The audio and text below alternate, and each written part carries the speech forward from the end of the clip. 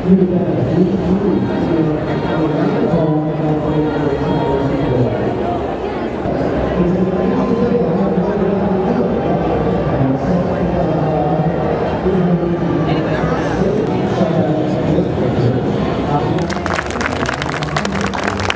you very much. Meat, boiled vegetables, or grilled meat at home. You know, if you don't know, in India, everybody has chefs help at home to, hey, make this for me. I don't want to eat Indian food anymore. And they thought I was crazy. I was the only person in my town, the only 15-year-old who was doing that. But that's kind of my interest in culinary journey started. I hated eating Indian food, which I love it now, but back then it was and therefore in being able to cook it. Now, what I do professionally, I also do travel writing and restaurant reviews and culinary writing and teaching cooking classes. But I have a non-profit organization. It's called Go, Eat, Give. Now, as the name suggests, we go to different places, we travel around the world, we eat the local food, and then we give back to the community. Oftentimes they take us along.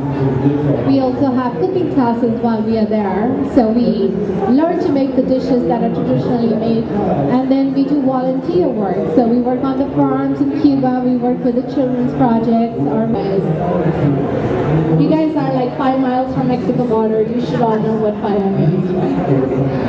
Well, it's a traditional Spanish dish, not a Mexican dish, but it was brought by the Spanish. And most of the paella you see is the Spanish Valencia paella. It originated in Valencia in the mid-19th century. Now Valencia is in the south of Spain. And there are different versions to make paella.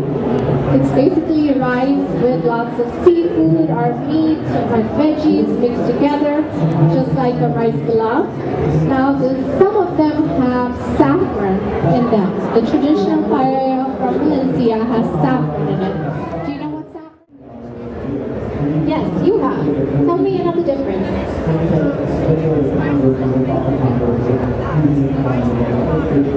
Absolutely. Definitely spicier and hotter and smokier. Yes, it's a different version of the paella. And I did not make this up. It is actually there in Mexico. So you have the Valencia paella, which is the traditional. There's also a paella mariscos, which is a seafood paella. Then you have a paella with meat. And then now there are vegetarian ways of making paella. So we are going to do the Mexican version. That's just like a pan with rice and meat and things cooked in it. A lot of people who go on my trips to Spain say, well, we are here in Barcelona. We have food, we do not use extra virgin olive oil. We use vegetable oil, canola oil. So about 2 teaspoons of that. Now this is a great dish I make when people come over, because you can prepare it a little bit in advance and just let it set. You have to serve it room temperature, so you don't have to go run into the kitchen when you have friends coming over and be like, hey, let me plate your dish and let me roast the final touches. You don't have to do that. You can just cook it. Does it feel a little bit bubbly and hot to you? Alright, so we'll put in a little bit of garlic and tomatoes in there. Let me just chop the garlic for you very fine. Now, I would use a chef that has these gadgets. Alright, if our oil is hot, we can start putting in our garlic and tomatoes and onions, because it's going to get all soupy in there anyway. So another thing about the Mexican paella, it's lots of spicier than your regular sausage. And we have some seafood here. We have some shrimp. You know, just, you're fine. There you are. Here, go ahead and Kelly, you can add. Yeah, I see that mistake chefs make, a lot of home chefs make that over and over again. You have one cutting board to it. You can make like little holes like that, almost like you are carving it out. and then you can go through and chop it.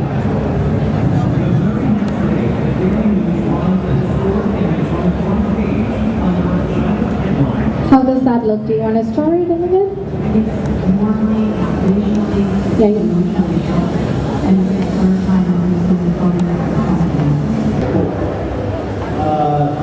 A good knife is what you need, always.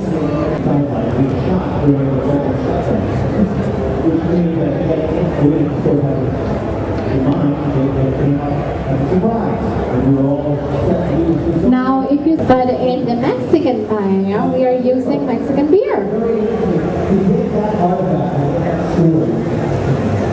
Here, let's mix. Alright, let's put a little bit of butter in there. And the butter is just for flavoring. If you don't like butter, you're allergic to dairy products, you don't have to use it. Plain white rice, which is bleached, so all the nutrients are gone. So your first option is to use brown rice if you really want to keep all the nutrients in there. But if you don't do that, use the parboiled rice. You know, it's a little bit healthier. And it cooks faster. Let's put in a little bit of the beer. Alright, now somebody said in the audience, we'll add some veggies to this, and we are using green peas and corn. So those are the traditional vegetables that I used for this dish, but if you don't like them, you can use these clams and mussels from the store. Make sure that you wash them really well. They could have sand on them, and that's not going to go well once they cook into your broth with the rice, and it's going to all taste like a sandy water. And the shrimp will put last, like I told you, quickly. Alright? We're just gonna looking for a Cuban sandwich, and they said, well, there's this one American bar in Old Havana that probably still has it. So we go there, and yes, they do, but it's all like pictures of celebrity American Sinatras and all who came there in the 50s, and the bar was burned down, so it was closed for about 40 years, and they just reopened it like last year. It's called Sloppy Joe's. And it even has an American name. Hey, so how are we doing with our dish? It's looking good. Well, look at that. They have all opened up and set the rice and the soup.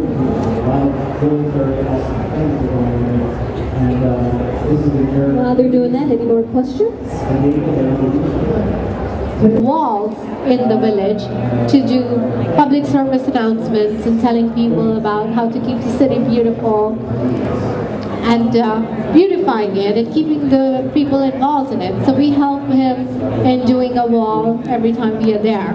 So we do the 3 projects, plus we go and learn salsa dancing and go to the Hemingway Museum and go to a cabaret show, go to live music, take a cooking class. So it's a whole cultural tour. Cool, and then so if we can't make Cuba, what's the next trip? The next trip is to Bali, Indonesia. We work with the Bali Children's Project there, and that's a 1-week trip. You do yoga meditation every day. We have a 5-hour cooking class, which is a lot of fun. We go to the rice paddies, learn about rice harvesting, and then we go to the market, pick up fresh ingredients, learn about all the fruits and vegetables available there. We go to a private house of this lady and her husband who run the cooking school, and she used to be a chef at Intercontinental, and she decided to open a cooking classes out of her house. And this is out the outskirts, overlooking the rice paddies in Bali. So we do that, and then we volunteer with the Bali Children's Projects in the village schools. Well, I think the dish is about done. Yes, it is done. What do you think, Ellen? Taste? I think it's amazing. All right, we'll let you do a taste test then. And if it's not good, don't win. Now you see that it's a little bit soupy than your regular traditional paellas. Paella is made, so it's about this, 'cause I've never had Drum roll. Get the fire extinguisher. Now, Sucheta, I noticed you didn't use salt and pepper, so you just used the one, is that the only seasoning that you need? Well, we used a little bit of the stock. Thank you, thank you. And I know we don't have too many samples, Sucheta. I don't know if anyone wants one.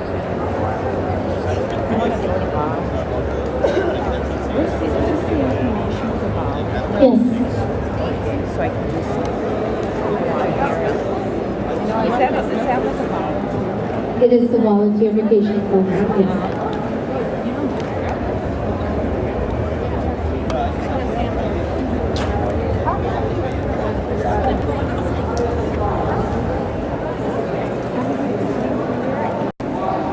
Or if you just said to the pile. Okay.